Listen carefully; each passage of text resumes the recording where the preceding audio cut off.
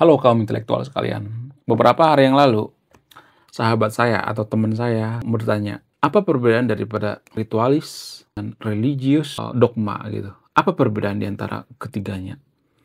Bagaimana cara membedakannya? Mana yang paling benar gitu? Mana yang paling penting gitu? Menurut saya ini pembahasan yang sangat luar biasa ya, karena kalau kita perhatikan itu ya, di Konoha itu ada banyak orang yang terpaku pada dogma, ada yang terpaku pada spiritualis, ada yang terpaku terhadap agama gitu. Jadi, mohon maaf ya, kalau saya perhatikan di Konoha itu, kadangkala ya orang yang dogmatis itu menyalahkan kaum spiritualis ya. Kemudian kaum agamis menyalahkan kaum spiritualis gitu. Ya begitu juga dengan sebaliknya kaum spiritualis juga kadang juga menyalahkan yang namanya kaum dogmatis gitu. Jadi ada semacam tiga kubu gitu dalam agama di Konoha kalau saya perhatikan ya. Ada tiga kelompok gitu. Dan yang paling banyak itu kaum dogmatis gitu. Kenapa di Konoha itu banyak kaum dogmatis? Apakah kaum dogmatis ini yang mempengaruhi kenapa Konoha itu susah maju? Wow, luar biasa.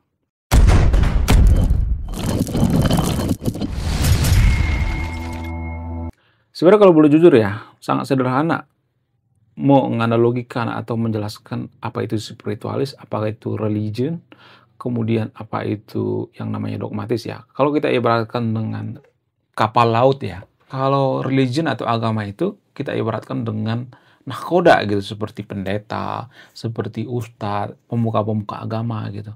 Kemudian kalau dogmatis itu adalah peta. Peta menuju perjalanan gitu ya. Peta untuk melewati pulau ke pulau gitu, samudra ke samudra gitu. Jadi ada semacam road map-nya gitu, ada semacam petanya gitu. Namun yang jadi permasalahan itu ya, ketika kita satu kapal dengan yang dogmatis ya, kemudian yang spiritualis, yang agamis, kadangkala ada semacam dikotomi gitu, ada saling menyalahkan satu sama lain gitu. Kita ambil dari sudut pandang dogmatis misalnya, di Konoha itu yang paling banyak itu dogmatis ya. Kaum dogmatis ini biasanya akan mengatakan atau menyesatkan kaum spiritualis gitu atau kaum agamis gitu. Kalian itu sesat, kita yang paling benar. Wong dogmanya seperti ini kok, ya. Wong dogma mengatakan bahwa ya udah cukup imani saja, nggak usah berpikir kritis seperti spiritualis. Ngapain? Ngapain kita harus spiritualis? Lebih baik kita dogmatis. Kan udah ada mapnya, udah jelas di sini ya. Secara teks tertulis di kitab suci bahwa ya kita harus menjalankan ini gitu. Ya kaum dogmatis seperti itu. Ya kaum dogmatis itu lebih ke tekstual ya. Apa yang ada di kitab suci itu diterapkan di dunia nyata plek ketiplek. Tapi mereka lupa bahwa kitab suci itu kan hanya relevan di zamannya gitu. Hanya canggih di zamannya. Karena apa? Karena gini guys. Ya mohon maaf ya bagi teman-teman yang nonton ini ya. Bagi agama Kristen ataupun agama Muslim ya. Saya tidak menyebutkan agamanya di sini dan ini terjadi di Konoha ya, bukan di Indonesia ya, karena orang Indonesia itu kadang-kadang anti kritik ya, sementara Konoha kan nggak anti kritik ya, jadi ini hanya di Konoha. Jadi kadang-kadang kalau saya perhatikan ya, kaum dogmatis yang ada di Konoha itu terlalu ngotot gitu. Padahal ayat-ayat kitab suci itu ya kalau saya perhatikan itu, kalau saya riset itu semacam roti. Jadi roti ini hanya enak atau hanya bisa digunakan di zamannya gitu. Kalau kita makan di zaman sekarang itu kan bisa berbahaya, bisa keracunan gitu. Saya ibaratkan dengan roti ya. Kenapa? Karena roti itu ada kadaluarsanya. Ada masa tidak aktifnya gitu. Jadi kalau di zaman dulu roti ini ya contoh katakanlah misalnya di abad pertama, abad kedua, abad ketiga sampai abad ketujuh misalnya. Roti ini bisa dimakan. Maka kalau kita makan zaman sekarang ini kita bisa keracunan guys. Karena itu hanya berlaku di zamannya. Kita ambil contoh misalnya ayat-ayat tentang perbudakan misalnya. Zaman dulu kan ada ayat tentang perbudakan ya. Dalam agama Samawi itu rata-rata ada ayat-ayat perbudakan. Dalam agama Abrahamik juga ada rata-rata ayat perbudakan ya. Saya tidak menyebutkan agamanya ya, tapi secara general agama Abrahamik atau agama Samawi itu ada ayat perbudakan. Kenapa zaman dulu ada ayat perbudakan? Sama seperti roti. Karena zaman itu masih berlaku yang namanya perbudakan. Jadi ini semacam roti ya. Zaman dulu roti ini masih bisa digunakan karena apa? Karena di zamannya roti ini belum kadaluarsa. Tapi kalau di zaman sekarang kita mengkonsumsi roti ini kan bisa keracunan kan. Itulah istilah yang namanya keracunan agama atau mabuk agama berjamaah. Di Konoha banyak tuh ya orang yang mabuk agama berjamaah. Mereka nggak sadar bahwa mereka ini keracunan roti atau keracunan sesuatu hal yang zaman ini nggak relevan lagi tapi digunakan gitu. Kenapa mereka ini cenderung dogmatis gitu? Apa alasannya? Apa yang mendasari? Karena pada dasarnya manusia itu ya berpikirnya itu hitam putih. Kalau nggak A ya B, kalau nggak C ya D gitu. Apa yang paling mempengaruhi? Secara tidak langsung ya, tapi saya tidak mengatakan bahwa keputusan saya ini yang paling benar ya.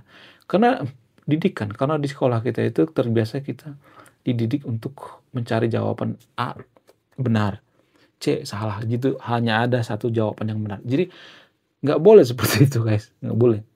Jadi di sekolah itu ada yang namanya pilihan ganda, nggak boleh seperti itu ya. Ya jawaban itu nggak boleh dogmatis gitu, itu namanya dogmatis guys. Hanya satu kebenaran, nggak boleh seperti itu. Ya, jadi kebenaran itu kadang-kadang abu-abu gitu, ada daerah abu-abu. Sementara kaum dogmatis itu kan berpikirnya itu hitam putih. Kalau nggak A, B, kalau nggak salah ya benar gitu. Sehingga ya kalau mereka membaca kitab suci itu ya kalau kitab suci ngomongnya A ya kita lakukan dong. Padahal kan itu kan harus relevan di zamannya. Harus relevan di zaman sekarang ya kan. Zaman dulu kan belum ada yang namanya teknologi gitu, belum ada handphone gitu, belum ada undang-undang tentang handphone, belum ada kitab suci tentang bahas tentang handphone. Jadi bagaimana mungkin kita menggunakan itu zaman sekarang? Kan nggak relevan kan. Kemudian ya, kalau kita bergeser misalnya ke ranah religion misalnya atau orang-orang yang agamis misalnya zaman sekarang ini. Seperti pendeta, pemuka agama, ustadz dan lain sebagainya. Ya, ini hanya di Konoha ya, bukan Indonesia ya, karena orang Indonesia itu anti kritik ya. Jadi hanya di Konoha guys. Jadi di Konoha itu kalau saya melihat, nggak semuanya tapi ya, tidak menjadi semuanya ya. Pemuka agama di Konoha itu, ya mereka itu semacam nahkoda. Dan kadangkala mereka itu lebih berpihak pada kaum dogmatis gitu. Karena apa? Karena jumlahnya banyak. Jadi kaum dogmatis di Konoha itu kebanyak. Ya, nggak bisa gitu melawan kaum dogmatis ini. Karena apa? Karena jumlahnya banyak.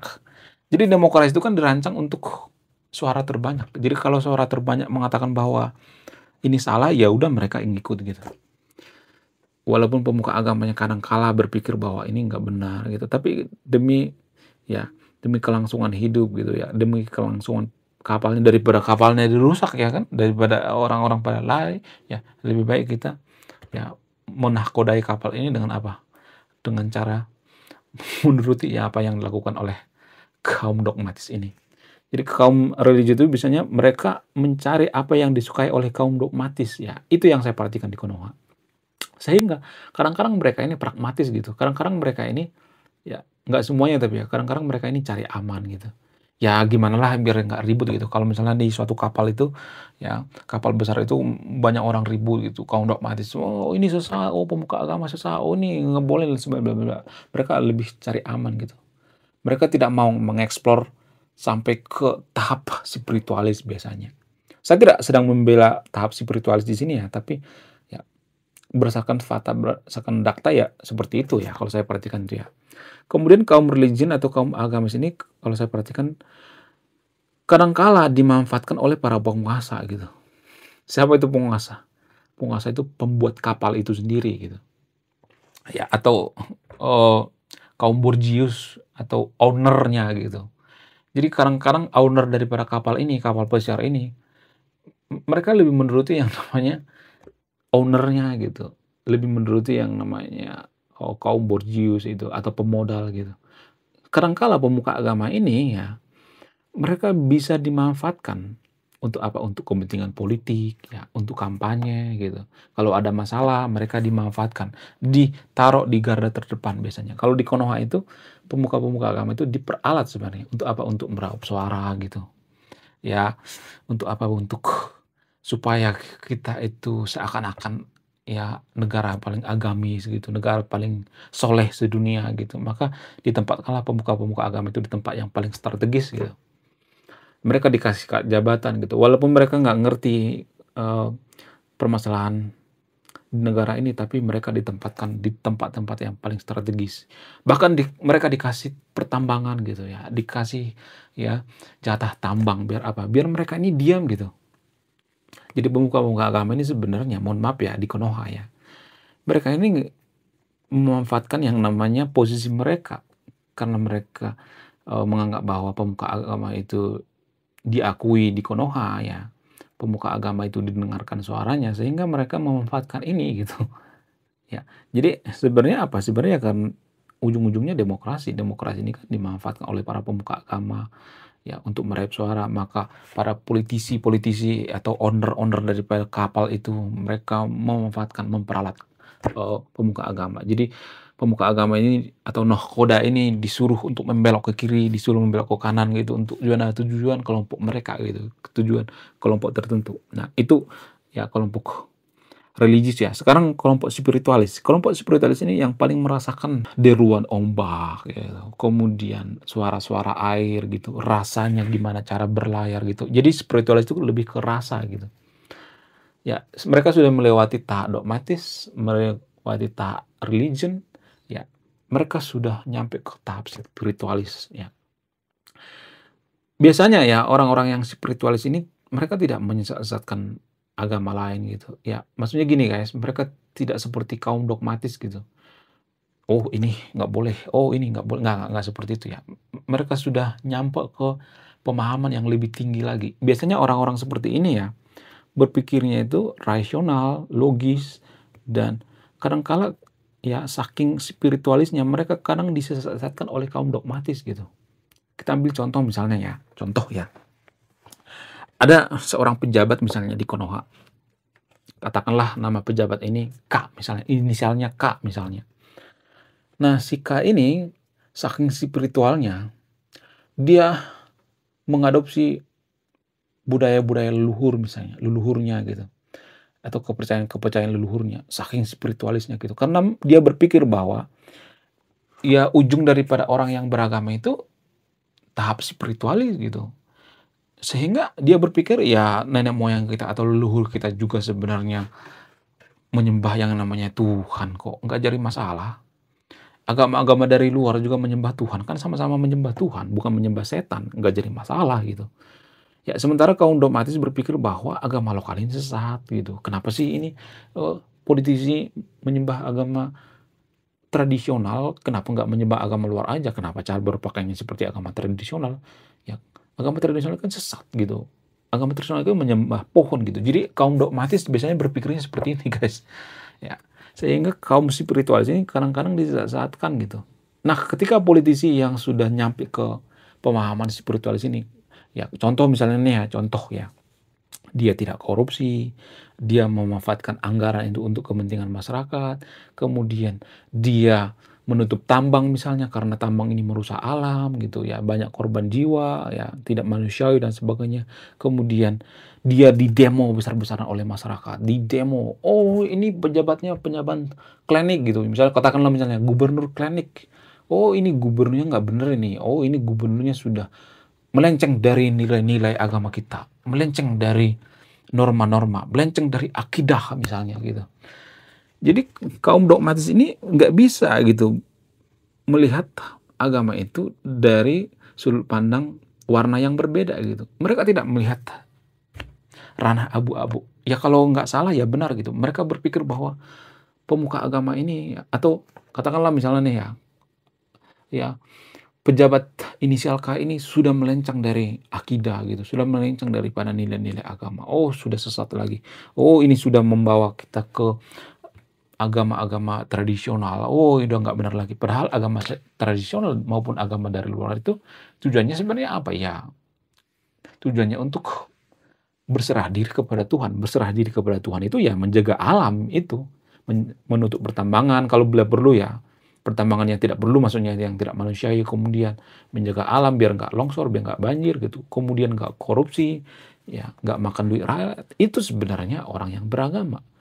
Pikiran daripada orang yang spiritual itu seperti itu. Ibaratkan di sebuah kapal ya, tujuan daripada berlayar ini untuk menikmati gitu, bukan apakah ini benar, apakah ini salah, enggak seperti itu, menikmati perjalanan gitu ya. Itu kelompok spiritualis gitu. Ya, nahkoda maupun kelompok-kelompok yang dogmatis ini, mereka nggak perlu dipermasalahkan gitu ya. Kita nggak terlalu permasalahkan ya petanya mau kemana, tujuannya kan tetap satu, tujuannya nyampe gitu. Ya, kita tidak terlalu ya memusingkan yang namanya apakah orang ini religius gitu atau apa orang ini dogmatis dan lain sebagainya. Bahkan mereka tidak terlalu mementingkan yang namanya ibadah gitu, saking radikalnya gitu, saking ekstrimnya. Orang-orang spiritualis seperti itu. Mereka berpikir bahwa alam inilah tempat kita ibadah gitu. Semua alam ini adalah tempat kita ibadah. Ya, kita menjaga alam itu bagian daripada ibadah, kita bekerja itu bagian daripada ibadah. Ya, kelompok-kelompok spiritualis seperti inilah yang berpikir seperti itu, ya. Tapi ada kelemahan daripada spiritualis ini. Saya tidak mengeneralisir bahwa spiritualis itu benar ya. Kadang-kala mereka juga berpikir bahwa orang-orang yang dogmatis ini adalah orang-orang yang terlalu melenceng dari nilai-nilai agama gitu. Padahal sebenarnya orang-orang yang dogmatis ini sebenarnya dirancang gitu, dirancang oleh penjajah biasanya. Jadi penjajah itu mengeksploitasi orang-orang yang dogmatis ini dibentur-benturkan dengan orang-orang yang spiritual dan kaum religius gitu. Dibentur-benturkan dan kaum yang paling biasanya paling kencang berteriak itu kaum dogmatis, guys. Kalau kaum spiritualis itu mereka tuh misalnya lebih suka yang namanya kedamaian gitu, nggak suka yang ribut-ribut. Ya, mereka nggak suka bikin konten YouTube biasanya. Kalaupun mereka bikin konten YouTube, mereka biasanya disalahkan. Kenapa? Karena mereka terlalu aneh gitu. Mereka terlalu susah dijangkau gitu, sehingga kadang disesatkan gitu ya. Kemudian kadang YouTube-nya dilaporin gitu, sehingga banyak pelanggaran di YouTube-nya dan ya YouTube menghapus akunnya gitu. Biasanya kaum spiritualis seperti itu. Dan nggak banyak gitu subscriber-nya. Biasanya kaum spiritualis itu nggak banyak subscriber. Kenapa? Karena susah dimengerti gitu. Kelemahan daripada kaum spiritualis itu nggak membumi gitu. Mereka di awang-awang gitu, jauh banget seperti di menara yang sangat jauh banget, sehingga masyarakat bingung gitu menilainya seperti apa. Jarang-jarang loh ya orang yang spiritualis tapi membumi gitu. Dan itulah yang kita uh, pengen dapatkan gitu. Itulah yang pengen kita idam-idamkan gitu. Jadi spiritualis tapi membumi, bisa menjelaskan ya bahwa sesuatu hal yang sangat rumit itu bisa dijelaskan dengan hal yang sangat sederhana. Ya, seperti saya misalnya. Enggak, bercanda. Bukan. Terlalu membanggakan diri itu namanya. Jadi, saya tidak menyimpulkan di sini ya. Silakan disimpulkan sendiri ya. Anda yang menyimpulkan sendiri. Jadi bagi teman-teman yang nonton ini kalau mau bergabung dengan komunitas kita, komunitas spiritualis ya. Jadi di grup ini kita tidak bicara tentang agama A salah, agama B salah. Enggak seperti itu. Tapi kita lebih masuk ke ranah spiritualis. Oke? Sekian video ini. Terima kasih sudah menyimak kami. Saya kaum intelektual. Salam rasional.